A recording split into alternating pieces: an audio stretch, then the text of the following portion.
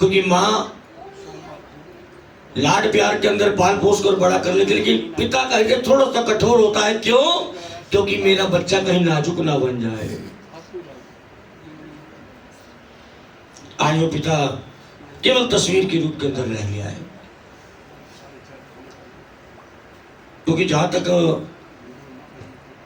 मेरी को याद है या ज्ञात है, महाप्रभु जी के दरबार सत्संग नित्य में किया जाता था, और वो संगत को भी यही कहते थे कि सत्संग करो, जिसको करने से तुम भव से पार हो जाओगे। तो आओ उसी सत्संग की ओर बढ़ते हैं, क्योंकि जितना भी रोया जाए वो गया हुआ प्राणी लौट कर नहीं आ सकता। आओ दो घड़ी सत्संग मिलकर करते हैं, जो कि गुरु महाराज हमें अक्सर बताया करते थे। मिलकर जब कहेंगे कि करके जन्म सुधार सत्संग दो घड़ियां, करके जन्म। प्यारो, आप यहाँ पर दिवंगत आत्मा को श्रद्धांजलि देने आए हैं, पुष्पांजलि देने आए हैं। इस प्रांगण के अंदर बैठकर हम जितना भी भजन करेंगे ना, जितना भी हरि नाम का सिमरण करेंगे, उसका पुण्य उस दिवंगत आत्मा को मिलेगा। और हम सबकी सच्ची श्रद्धांजलि भी यही होगी। मिलकर उच्चारण करें, करके जन्म सुधार सत्संग दो घड़ियां, करके जन्म सत्संग दो घड़ियां, आज करके जन्म सुधार सत्संग दो घड़ियां, करके सत्संग दो घड़ियां। ए सत्संग सकल सुख दाता, ए सत्संग सकल सुख दाता, ए सत्संग सकल सुख दाता, सत्संग सकल सुख दाता। बिन सत्संग विवेक न आता, सत्संग विवेक न आता। ए मुक्ति भुक्ति भंडार सत्संग दो घड़ियां, मुक्ति मुक्ति भंडार दो घड़ियां, के करके जन्म सुधार सत्संग दो घड़ियां। मेरे भाई बंधु बोले, दो घड़ियां, आज सत्संग में है जो जन आवे, सत्संग में है जो जन आवे, सत्संग में है जो जन आवे, सत्संग में है जो जन आवे। सुने विचारे अमल करावे, सुने विचारे अमल करावे, सुने विचारे अमल कमावे, सुने विचारे अमल करावे। उसका होता उद्धार सत्संग दो घड़ियां, उसका होता उद्धार दो घड़ियां, तो करके जन्म सुधार सत्संग दो घड़ियां।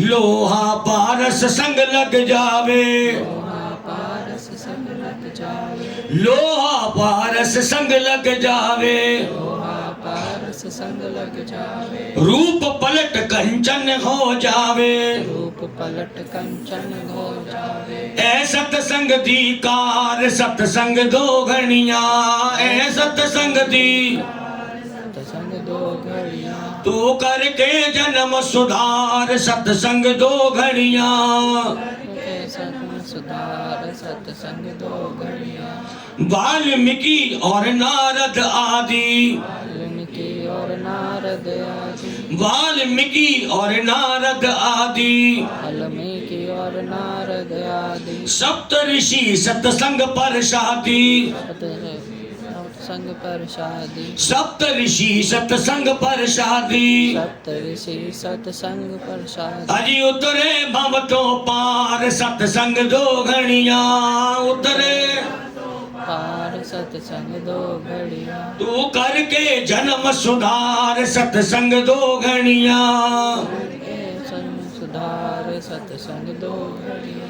अजी दो घड़ियां जी दो घड़ियां, दो घड़ियां जी दो घड़ियां, तू करके जन्म सुधार सत्संग दो घड़ियां, जन्म सुधार सत्संग दो घड़ियां।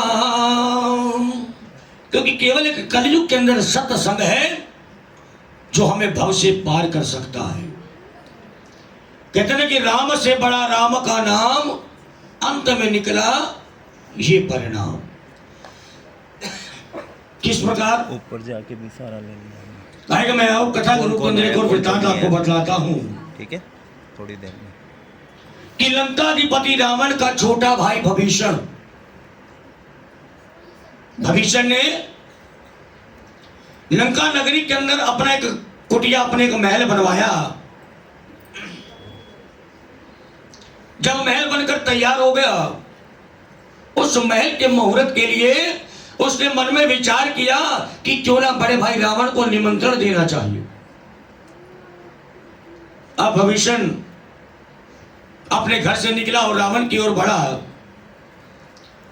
जैसे ही रावण भीषण के महल के अंदर गया, रावण ने देखा कि आज छोटा भाई भीषण आया है। आदर सत्कार किया, उचित आसन दिया। रावण कहने का भीषण आज कैसे आना हुआ?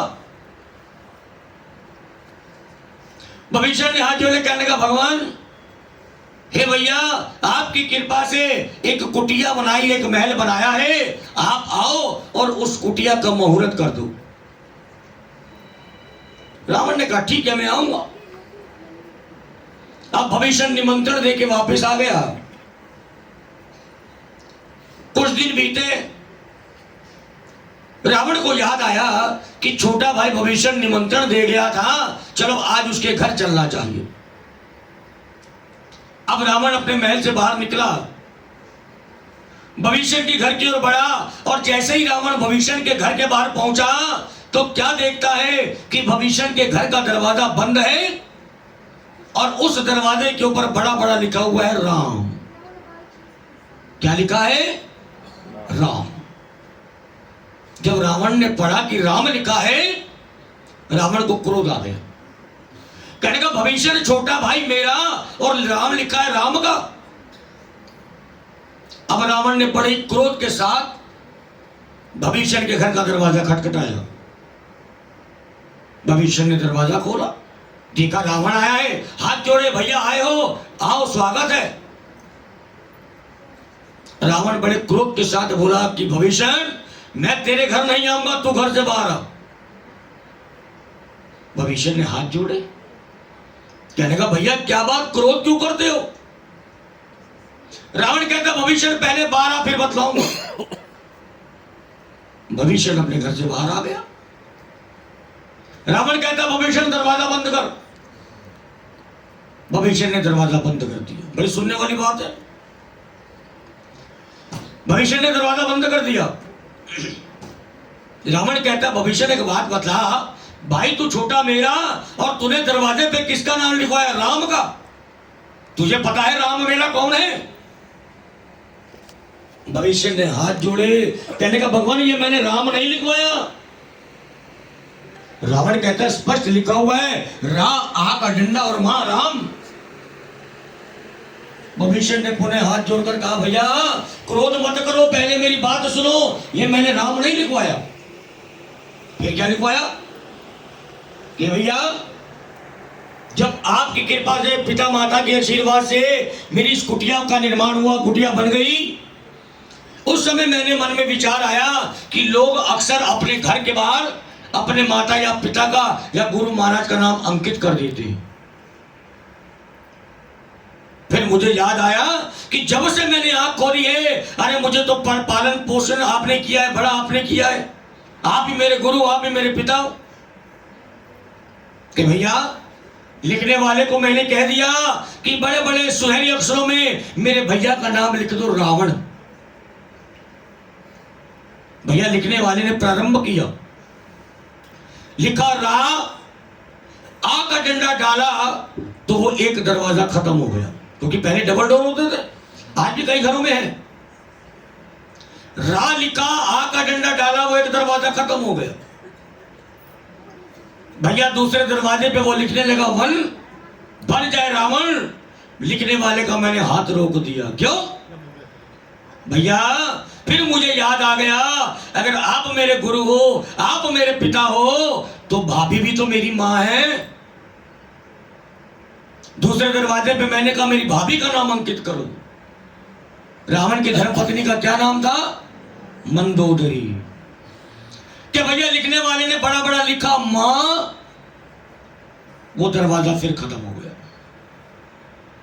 रा से रावण, मां से मंदोदरी, लेकिन जुड़कर क्या बनता है? क्या बनता है? राम। राम से बड़ा राम का नाम, अंत में निकला ये परिणाम। बड़े बड़े वानर जब लंका पर चढ़ाई कर रहे थे, समुद्र पे पुल बना रहे थे, पत्थर उठाते लिखते राम, जैसे पत्थर समुद्र में फेंकते वो पत्थर तरते तरते पुल बनता जा रहा है। प्रभु श्री राम ने मन में विचार किया कि वानर इतना कार्य कर रहे हैं, चलो मैं भी वानरों की जाकर सहायता करता हूं। प्रभु श्री राम भी समुद्र के पास आए, एक पत्थर उठाया, अपना नाम लिखा राम। समुद्र जैसे ही समुद्र के अंदर वो पत्थर फेंका, वो पत्थर डूब गया। भगवान ने कहा पत्थर के अंदर कोई कमी होगी। भगवान ने फिर पत्थर लिया, फिर अपना नाम लिखा राम, फिर पत्थर फेंका, वो पत्थर फिर डूब गया। अब भगवान ने ना जाने कितने अनगिनत पत्थर फेंक दिए। जो पत्थर वानर फेंक रहे हैं वो पत्थर तैर रहे हैं, लेकिन जो पत्थर स्वयं प्रभु फेंक रहे हैं वो पत्थर डूबते जा रहे हैं। अब प्रभु श्री राम के मुख पे चिंता का विषय बन गया कि मैं स्वयं पत्थर फेंकता हूं, डूब रहा है, लेकिन वानर पत्थर फेंक रहे हैं, मेरा नाम लिख रहे हैं राम, वो पत्थर तर रहा है। अब जैसे ही प्रभु श्री राम थोड़े से घूमे, हनुमान जी पास में बैठे हुए और मुस्कुरा रहे हैं। प्रभु श्री राम ने कहा हनुमान जी क्यों मुस्कुरा रहे हो, क्या हुआ? हनुमान जी ने हाथ जोड़े कहने लगे भगवान आपकी लीला देख रहे हैं। कैसी लीला? कि भगवान आप पत्थर उठाते हैं, अपना नाम लिखते हैं राम, वो पत्थर डूब रहा है, और वानर पत्थर उठा रहे हैं, लिख रहे हैं राम, वो पत्थर तर रहा है। प्रभु श्री राम कहते हैं हाँ हनुमान जी, ये बात तो मुझे भी समझ नहीं आई। हनुमान जी ने बड़ा सुंदर उत्तर दिया, कहने लगे भगवान जिसे आपके नाम का सहारा होता है वो भव से तर जाता है, लेकिन जो आप पत्थर फेंक रहे हो उस पत्थर को पता है, समुद्र को पता है, इस पत्थर को स्वयं राम ने फेंका है। जिसको राम ने छोड़ दिया उसको तो डूबना ही पड़ेगा। राम से बड़ा राम का नाम, अंत में निकला ये परिणाम। जब हमारे प्राणों का त्याग होता है, अर्थी को शव को हम शमशान की ओर लेकर जाते हैं, मुख में जितने भी पीछे रिश्तेदार सगे संबंधी होते हैं सबके मुख में क्या होता है? एक ही बात, राम नाम सत्य है कि सत्य बोलो गत्य है, हरि का नाम सत्य है। एक राम का नाम सत्य है। चौथे के दिन चतुर्दिन हम जब शमशान में अस्थियों को एकत्रित करने जाते हैं, सबसे पहले उन अस्थियों के अंदर हम किसे ढूंढते हैं? आत्माराम ढूंढते ना, आत्माराम को। कौन सा आत्माराम? जो हमारे हृदय में दीपक रूपी जग रहा है। कई कई संतों का आत्माराम तो ऐसे निकलता है जैसे बिल्कुल ठाठ से बैठे होते हैं। क्या है? उन जिन्होंने अपना पूर्ण जीवन ही उस प्रभु को समर्पित कर दिया हो, तो कहते हैं प्रभु भी अपने उस भगत की आंच आने नहीं देते। उस आत्माराम को हम सबसे पहले ढूंढते हैं। राम से बड़ा राम का नाम, अंत में निकला ये परिणाम, क्योंकि जीवन के अंदर केवल राम नाम ही काम है। आओ प्रभु नाम की जय घोष करते हैं, मिलकर कहते हैं जीवन में सुखदाई है एक सहारा राम का, जीवन में सुखदाई है। मेरे ख्याल से जितनी संगत यहां बैठी है सभी गुरु गद्दी से जुड़ी हुई है, और गुरु महाराज तो अक्सर मेरे ख्याल से रविवार के सत्संग होता था, संडे को। गुरु महाराज जी भी कहते थे कि मेरे भगत को परेशानी ना हो, संडे सबकी छुट्टी है, सब एकत्रित हो। आज भले ही वो शरीर के साथ हमारे साथ नहीं, लेकिन उनकी आत्मा यही घूम रही है, ध्यान रखना। इसलिए सभी उच्चारण करो और कहो जीवन में सुखदाई है एक सहारा राम का, जीवन में सुखदाई है एक सहारा राम का, अजी होता तुरंत सहाय है एक सहारा राम का, होता तुरंत सहाय है एक सहारा राम। राम नाम का लिया सहारा संतों और फकीरों ने,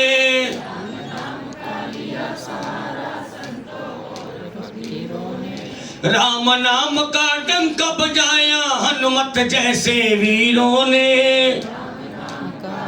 बजाया हनुमत जैसे वीरों ने। के होता तुरंत सहाय है एक सहारा राम का, एक सहारा राम का। के जीवन में सुखदाई है एक सहारा राम का। जीवन में सुखदाई है एक सहारा। हनुमत ने जब लंका फूकी राम नाम ही पुकारा था, हनुमत जब लंका ढाई राम नाम पुकारा था। लंका में भीषण को भी एक राम का सहारा था, लंका में विभीषण को भी एक नाम का सहारा था। जब हनुमान जी ने लंका जलाई, पूरी की पूरी लंका जल गई, लेकिन भीषण के घर को आंच भी नहीं आई। क्यों? क्योंकि उसके घर के बाहर राम नाम अंकित था। हनुमत ने जब लंका फूकी राम नाम ही पुकारा था, हनुमत ने जब लंका फूके राम नाम ही पुकारा था। लंका में भीषण को भी एक राम का सहारा था, हमें विभीषण को भी एक राम का सहारा था। की होता तुरंत सहाय है एक सहारा राम का, होता तुरंत हर जीवन में सुखदाई है एक सहारा राम का।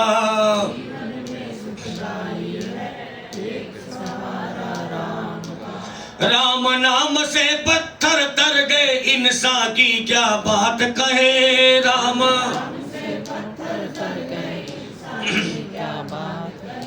राम नाम के सिमरण से ही बंदे तेरे पाप कटे,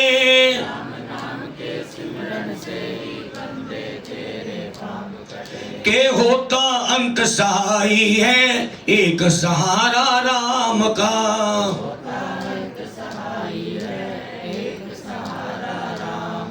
आज जीवन में सुखदाई है एक सहारा राम का, में सुखदाई है एक सहारा राम का। बोले रामचंद्र महाराज की, बोले पवन सुत हनुमान की। मैंने पहले भी बतलाया कि मित्र रिश्तेदार सगे संबंधी जितने भी हैं 10 दिन 15 दिन बैठेंगे, सभी अपने अपने घर को चले जाएंगे, लेकिन जब ये परिवार अपने घर के अंदर बैठेगा ना, तब उन्हें गुरु महाराज की याद आएगी। क्योंकि बच्चों को जितना मां का प्यार चाहिए उतना प्यार पिता का भी चाहिए। कवि ने भी बड़ा सुंदर बतलाया है, जितना जरूरी मां का आंचल बच्चों के मन भाया है, उतना जरूरी हम बच्चों के सिर पे पिता का साया, उतना जरूरी हम बच्चों के सर पे पिता का साया। पढ़ा लिखा कर जिसने जीवन जीने के लायक है किया, अंधेरे रस्तों पे संग संग चलते रहे बन करके दिया। ये उस पिता की मेहनत है जो बच्चे पढ़ लिख कर आज अपने पैरों पर स्टैंड है। पढ़ा लिखा कर जिसने जीवन जीने के लायक है किया, अंधेरे रस्तों पे संग संग चलते रहे बन करके दियो। अपने बच्चों को खुश देख के सदा ही जो मुस्काया है, उतना जरूरी हम बच्चों के सिर पे पिता का साया है। और दुख तकलीफ को घर के अंदर आने नहीं देता है, जो भी है जैसा भी है अपने सिर लेता है जो। पिता बाहर बैठा होता है, कहता अंदर तकलीफ क्या ना जाने दूंगा, अंदर मेरे बच्चे मेरा परिवार है। कोई दुख परेशानी होती है ना, पिता कहता मैं बैठा हूं। अगर माँ अपने बच्चे के चेहरे को देखकर जान सकती है ना कि मेरे बच्चे को कोई परेशानी है, तो पिता अपने बच्चे के पास बैठकर उसकी सुगंध से पता कर सकता है आज मेरे बच्चे को क्या दुख क्या तकलीफ है। माता पिता को कुछ कहने की जरूरत नहीं होती, अपने बच्चे को देखकर ही माता और पिता को ज्ञान हो जाता है आज मेरे बच्चे को ये चाहिए, ये परेशानी है, ये बात है। और कहते हैं जब पुत्र बड़ा हो जाता है ना तो पिता स्पष्ट कहता है बेटा अब तू मेरा बच्चा नहीं, तू मेरा दोस्त है, क्योंकि तू मेरे बराबर का हो गया है। अब कोई बातें हो तो शेयर किया कर। दुख तकलीफ को घर के अंदर आने नहीं देता है जो भी है जैसा भी है अपने सिर लेता है जो। अपने बच्चों को खुश देख के सदा ही जो मुस्काया है उतना जरूरी हम बच्चों के सिर पे पिता का साया है, उतना जरूरी हम बच्चों के सिर पे पिता का साया है।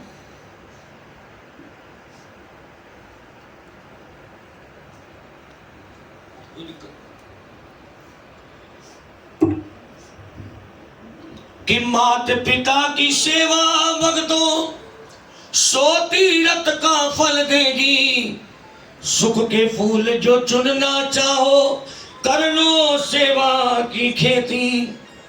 कहते माता पिता की सेवा जो कर लेता है ना मानो उसने समस्त धाम अपने घर के अंदर ही कर लिए। इसका प्रमाण शिव पुराण के अंदर आता है कि जब भगवान शिव और मां पार्वती बैठे थे तो गणेश जी और कार्तिक जी आए। कहेंगे कि पिताजी एक बात बताओ कि हम दोनों भाइयों के अंदर श्रेष्ठ कौन है, कार्तिक या मैं? भगवान शिव कहने लगे कि गणेश बच्चे सभी माता पिता की आंखों के तारे होते हैं और माता पिता वो दोनों आंखों को बराबर देखते हैं। कार्तिक कहने लगा नहीं पिताजी बताओ कि गणेश ज्यादा महत्व रखता है या मैं महत्व रखता हूं, गणेश के अंदर बुद्धि है या मेरे अंदर बुद्धि है। जब बार बार कार्तिक ने एक बात कही तो भगवान शिव कहते हैं चलो एक परीक्षा करते हैं दोनों की। ऐसा करते हैं जो समस्त लोगों की परिक्रमा करके जो पहले मेरे पास आ जाएगा वही बुद्धि में तेज होगा। कार्तिक कहने का बस इतनी सी बात, ठीक है पिताजी।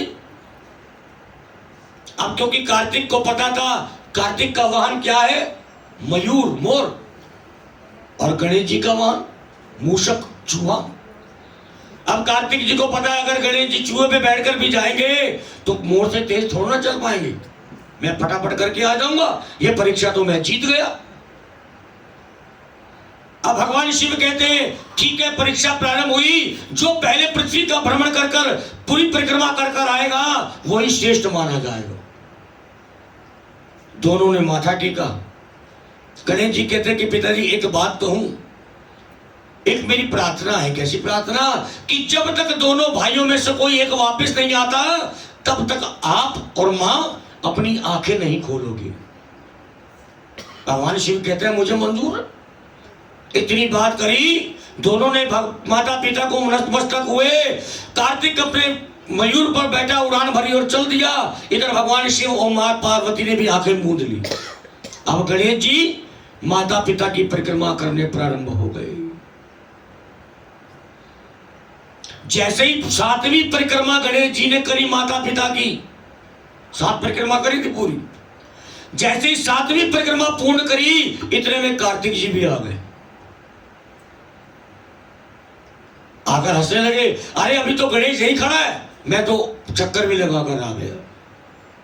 आकर आवाज लगाई पिताजी मैं आ गया।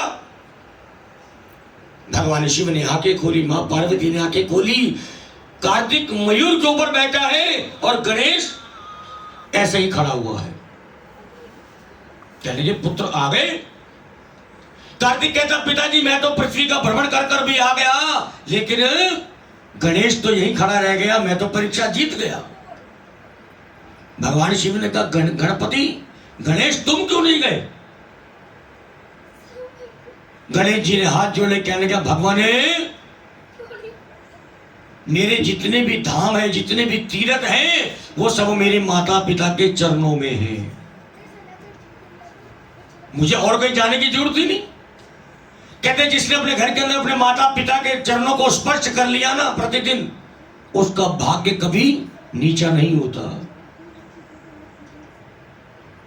क्योंकि जो आशीर्वाद, जो ब्लेसिंग माता पिता दे सकते हैं ना, शायद ही वो कोई और दे सकता हो। भगवान शिव कहते हैं गणपति तुम बुद्धि में तेज हो, क्योंकि यही प्रमाण है कि जिसने अपने माता पिता के चरणों को स्पर्श कर लिया, उसने मानो सारे तीर्थ कर लिए। और हमारे दोनों भैया अर्पित जी, अंकुल जी, जो कि माता पिता के चरणों से जुड़े हुए, घर की बिटिया माता पिता का आशीर्वाद प्राप्त करती, लेकिन आज वो पिता रूपी हंस उड़ान भरकर चल दिया। बच्चे भी कुछ समय पश्चात अपने अपने कार्यों में व्यस्त हो जाएंगे, लेकिन जब हमारी भाभी दिवंगत आत्मा की धर्मपत्नी मधु चोपड़ा जी अपने घर बैठेंगे ना, तस्वीर को देखेंगे ना, तब ये बात याद आएगी कि यही तो समय था जब हम आपस में दिल की बातें कर सकते थे। तब ये एक ही बात कहेंगे, दो हंसा दा जोड़ा नी आज बिछड़ गया, दो हंसा दा जोड़ा नी आज बिछड़ गया। हंस नी कहंदी हंस तू मेरा किधर गया, दो हंसा दा जोड़ा नी अज विछड़ गया। नी असी की सपने संजोए सी, कट्ठे हंसे सी कट्ठे रोए सी। ना जाने कितने मंसूबे और कितने सपने साकार बनाए थे कि पुत्र बच्चे हुए बड़े होंगे, पोते पोतियां होंगी, खिलाएंगे, परिवार बढ़ेगा। नी असी की सपने संजोए सी, कट्ठे हंसे सी कट्ठे रोए सी। ओ हंस नी कहंदी अज सपना मेरा बिखर गया, नी दो हंसा दा जोड़ा नी अज विछड़ गया। हंस नी कहंदी हंस तू मेरा किधर गया, दो हंसा दा जोड़ा नी अज विछड़ गया। और नी अज तियां बुक बुक रोंदियां ने, ते बुए ते जाके खलोंदियां ने। वो घर की बेटी जिसे अभी भी आस है कि पिताजी यहीं कहीं बाहर गए हैं, अभी वापस मुड़ के कुछ देर में आ जाएंगे। वो घर की बेटी साक्षी दरवाजे के ऊपर टक टक लगा बैठे हैं, पिताजी अभी आने वाले हैं। नितियां बुक बुक रोंदियां ने, ते बुए ते जाके खलोंदियां ने। वो पुत्र कहंदा कि पुत्र कहंदा बापू मेरा किधर गया, नी दो हंसा दा जोड़ा नी अज बिछड़ गया। हंस नी कहंदी हंस तू मेरा किधर गया, नी दो हंसा दा जोड़ा नी अज बिछड़ गया। नी अज भैणा रखड़ी हथ फड़ के वीरे नु याद करेंदियां ने। दिवंगत आत्मा की बहनें जो राखी टिक्का किया करती, आज वो भी पुकार कर रही कि वो हमारा भाई कहाँ गया। नी भैणा रखड़ी हथ फड़ के वीरे नु याद करेंदियां ने। ओए ओ भी कहंदी साडा रखड़ी टिक्का किधर गया, दो हंसा दा जोड़ा नी अज विछड़ गया। हंस नी कहंदी हंस तू मेरा किधर गया, दो हंसा दा जोड़ा नी अज विछड़ गया। हंस अपनी उड़ान भरकर अपनी लोक की ओर चल पड़ा। ये परिवार हंसनी के हवाले कर कर समय से पहले उस परमात्मा के चरणों में लीन हो गए। देखिए, मैंने पहले भी कहा कि अगर इस पृथ्वी के ऊपर हमें अच्छे लोगों की आवश्यकता है तो उस भगवान की सभासद के अंदर भी अच्छे लोगों की आवश्यकता है। मेरे ख्याल से 17 तारीख को दत्त हुई है। कितने बजे? सुबह 7:30 बजे। देखिए, हमारे वेद पुराण शास्त्र बतलाते हैं जो दिवंगत आत्माएं होती हैं ना, साधु संत सन्यासी, ये पुण्य तिथियां लेते हैं। 17 तारीख एकादशी तिथि, जिसे प्राणी के लिए एकादशी तिथि का मोक्ष के लिए रखा गया है, भगवान विष्णु की प्रिय तिथि। तो निसंदेह ऐसी तिथि पर जब हमारे गुरु महाराज ने प्राण त्यागे हैं तो निसंदेह वो अपने गुरु महाराज के चरणों में गए। एक बड़ा सुंदर बात आती, कहते कबीर जी महाराज तीनों लोगों का भ्रमण कर रहे हैं। पृथ्वी लोक में भ्रमण किया, आकाश लोक की ओर बढ़े तो क्या देखते हैं कि ऊपर 2 दरवाजे हैं, एक पे लिखा हुआ नरक, एक पे लिखा हुआ स्वर्ग। अब कबीर जी ने मन में विचार किया कि हाँ, पता है, अच्छे कर्म करेंगे तो स्वर्ग जाएंगे और बुरे कर्म करेंगे तो नरक जाएंगे।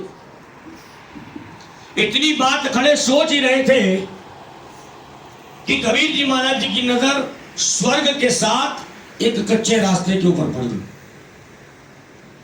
अब मन में विचार करने लगे कि मैंने तो सुना है अंत में केवल 2 दरवाजे होते हैं, एक स्वर्ग एक नरक, ये तीसरा रास्ता कौन सा? अब कबीर जी ना स्वर्ग की ओर बढ़े ना नरक की ओर बढ़े, तीसरे रास्ते पर चल पड़े। बड़ा सुगम मार्ग, बड़ी सुंदर मिट्टी।